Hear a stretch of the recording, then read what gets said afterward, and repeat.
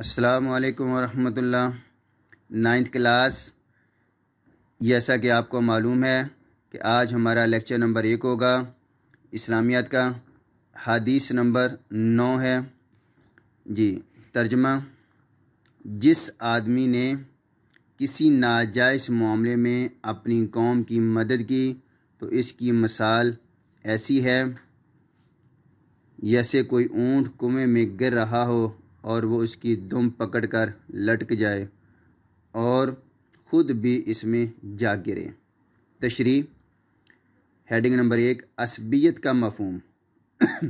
اپنی قوم، قبیلے اور جماعت کی کسی بھی ناجائز معاملے میں حمایت کرنا عصبیت کہلاتا ہے۔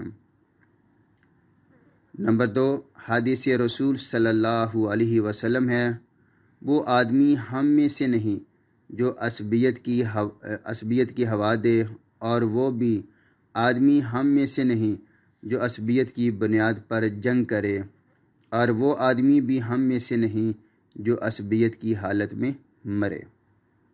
جی اگلا ہیڈنگ، اندھی تقلید کی ممانعت۔ آپ صلی اللہ علیہ وسلم نے بے جا حمایت اور اندھی تقلید سے بچنے کا حکم دیا۔ آنکھیں بند کر کے کسی کی بات ماننا۔ جی اگلا ہیڈنگ، تعامل کا معیار۔ نیکی اور پرہیزگاری کے کاموں میں ایک دوسرے کی مدد کیا کرو، گناہ اور ظلم کے کاموں میں ایک دوسرے کی مدد نہ کیا کرو۔ جی اگلا ہیڈنگ،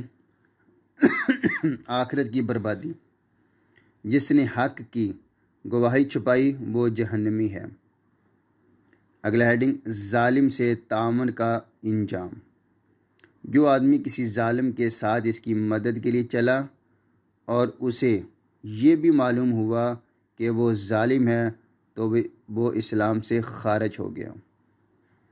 جی آخری ہیڈنگ، عصبیت کی مذمت۔ عصبیت یہ ہے کہ آدمی ظلم کے معاملے میں اپنی قوم کا ساتھ دے۔ خلاصہ کلام: پس ہمیں چاہیے کہ ہم بھلائی اور نیکی کے کام کریں، قوم، نسل، زبان، علاقے اور ذات پات کا لحاظ رکھے بغیر ہمیشہ حق اور سچ کا ساتھ دیں، اور اونٹ کی دم پکڑ کر اونٹ کے ساتھ کنویں میں نہ گریں، یعنی ناجائز معاملے میں دوسروں کا ساتھ دے کر جہنم میں نہ جائیں۔ سبحانک اللہم و بحمدک، اشہد ان لا الہ الا انت، استغفرک و اتوب الیک۔ السلام علیکم ورحمۃ اللہ۔ 9th کلاس، جیسا کہ آپ کو معلوم ہے کہ آج ہمارا لیکچر نمبر 1 ہوگا، جس میں عنوان ہے حدیث نمبر 9۔ بسم اللہ الرحمن الرحیم۔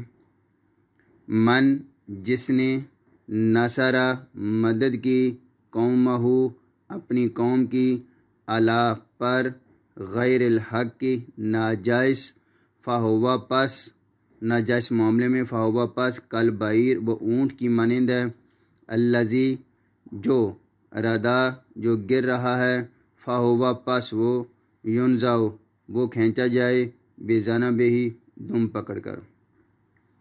جی ترجمہ سماعت فرمائیے۔ جس شخص نے کسی ناجائز معاملے میں اپنی قوم کی مدد کی تو اس کی مثال ایسی ہے جیسے کوئی اونٹ کنویں میں گر رہا ہو اور وہ اس کی دم پکڑ کر لٹک جائے اور خود بھی اس میں جا گرے۔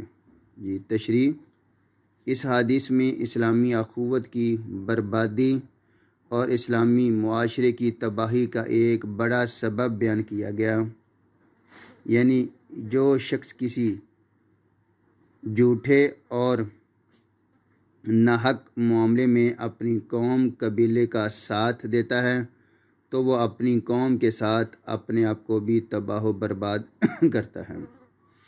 اس لیے ہمیں چاہیے کہ ہم بھلائی اور نیکی کے کاموں میں قوم اور نسل یا زبان اور علاقے کی تفریق کے بغیر سچ اور حق کا ساتھ دیں۔